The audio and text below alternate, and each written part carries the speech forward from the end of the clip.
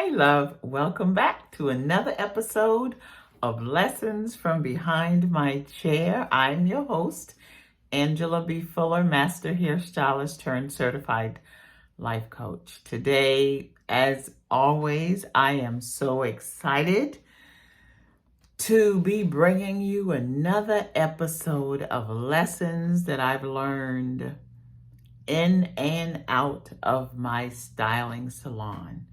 You know, after 30 plus years of working from behind my styling chair, I just cannot thank God enough for all the lessons, for all the connections, for all the deep conversations that I've had with my clients.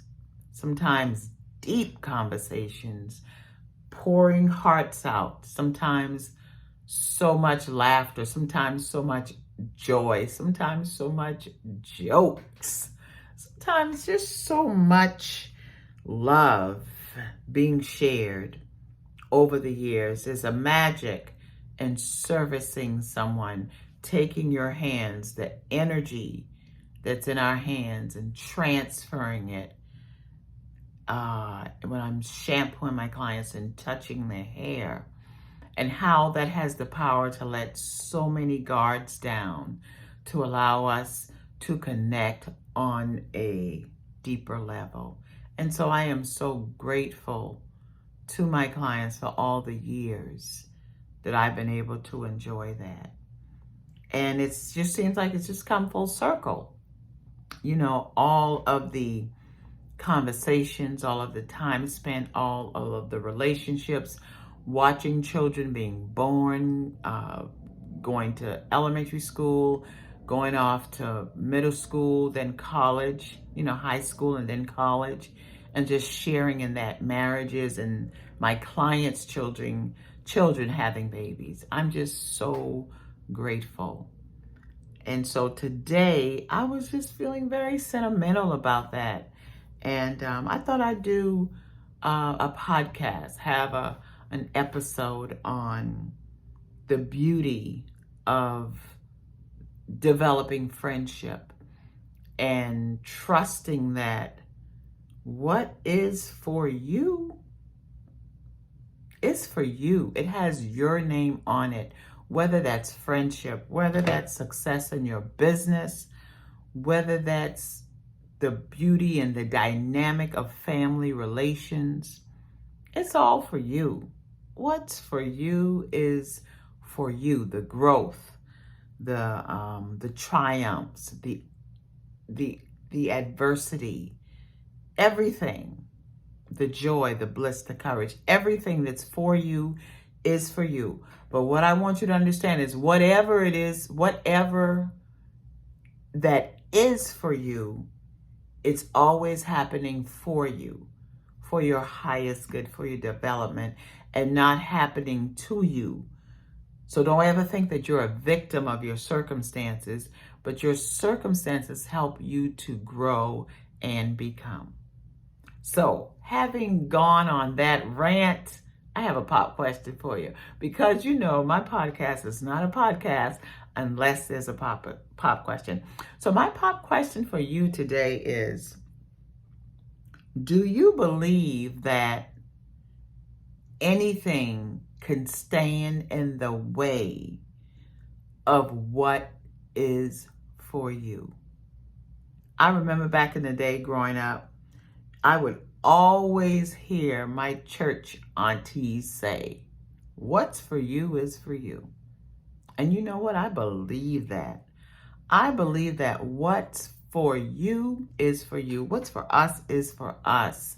So there is no need for us to fret, no need for us to worry, no need for us to hoard and to think that someone can take what is our gift, what is our blessing. No one can take that from us. So instead of thinking, oh, I need to hold on or I need to hold back, no. I want to suggest to you just to give. Give of yourself. Allow yourself to be transparent. Share who you are without feeling that it's going to be used against you. It can only be used for you, and it can only give someone else the courage to do the same. And once I believe that once we all get on the same plane of being okay with sharing with the world who we are, that we all rise together. Isn't that a beautiful thing? Because so many times there's a part of us that want to believe that there are things out here for us. You know, there are things for us to grow into. There are jobs for us. There are careers for us. There are travel for us. There are experiences for us. But there's also a person in us that blocks us from it. Sometimes we get stuck in the mental block that keeps us from experiencing and achieving and enjoying our gifts and our blessings. But those thoughts cannot stop our blessing, because what is for us, is for us. But what can stop our blessing is the mental struggle, the mental challenge that it takes to keep conditioning our minds, for us to keep telling ourselves that we deserve it, that it's waiting for us, that no matter, that sometimes we have to turn to the left versus turning to the right to actually experience and enjoy the gifts, the blessings that's waiting for us. So I think there's a sense of magic that happens when we realize that everything that we desire is also desiring us. And when we come to terms with, when we come to grips with, it's just a matter of me releasing the mental blocks and opening my mind up to what's for me, then what's for me will come to me faster. You know, I can recall, and maybe you have too, I can recall times when I wanted a thing so bad that I would meditate on it day and night. But instead of meditating on the positive, I would be meditating on what if something happens that keeps me from it, or that keeps my desires from me. And over time, I realized that that was the wrong way of thinking. Instead of meditating on what could go wrong, why not meditate on what can go right? And so when I began to spend 10% of my time on what could go wrong and 90% on my time of what could go right, then I experienced a shift in how quickly something came to me that I had been desiring. And so I began to apply that same concept to other areas of my life. And one area in particular came towards being more generous. When I, the Bible talks about tithing.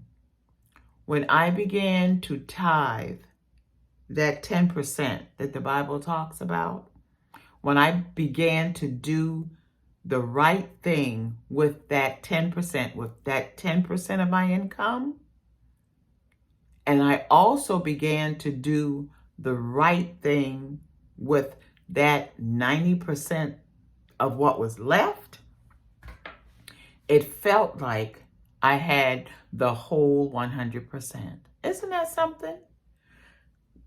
When we begin to do the right thing in our lives, whether it's with our attitude, whether it's with our belief about ourselves, about other people, about places, about things, when we begin to do and think about the right, place the right attitude, the right spin on our physical health, on our mental capacity, on our spiritual capacity, on our financial capacity, on our mindset, then everything seems to multiply. What we give out, but also what comes back in. So make no mistake about it. Taking what we have and looking at it in a positive light and doing the right things with those things. I don't care what it is, whether it's real, or whether it's imagined. When we begin to do the right thing with our experiences that's right before us, when what we think about, what we want to imagine, when we begin to say, I deserve it, when we begin to say, it will make me a better person, when we begin to affirm that we deserve to have it and that we deserve to have it all, and when we develop an attitude of gratitude and a heart of generosity, man, we cannot lose. When we begin to do that, what is for us is for us, and it looks for us, and it finds us. So I want to suggest, I want to propose, I want to put out the challenge of, instead of spending a percentage of your time thinking about why a thing won't work, why you can't have a thing, I want you to spend 90%, start spending 90% on what could work, what you ought to have, what you deserve to have. And then, and beginning to think about that, then I want you to pray about those things. I want you to prepare for those things. And then I want you to pursue those things. Because until you do all three, you're going to remain stagnant. You're going to remain in the same thought process that you've always had. The only way to make a difference is to decide on a thing, decide on what you want, decide on how you want your life to be, and then pray about it day and night. Meditate on it if you must. Then the ideas will come to help you on how to prepare for those things. And after you've prepared for those things, then guess what? Start pursuing. Take small, consistent action towards those things, and then watch how your life change. Okay? Promise me you're going to do that. And when you do see the success of the changes that you've made, I'd sure like to hear about it. I'd like you to contact me and post about it. Direct message me at Angela B. Fuller and let me know about it. Because guess what? I want to rejoice with you. So in the meantime, get to work and I will keep holding space for you. Okay? I will talk to you on Wednesday morning at 7 a.m. when you will get another episode of my Wednesday Fresh Squeeze Dose. Just a small sip to get you through the middle of the week and then to the end of the week. Okay? I'll talk with you soon. Okay? Bye. Mwah.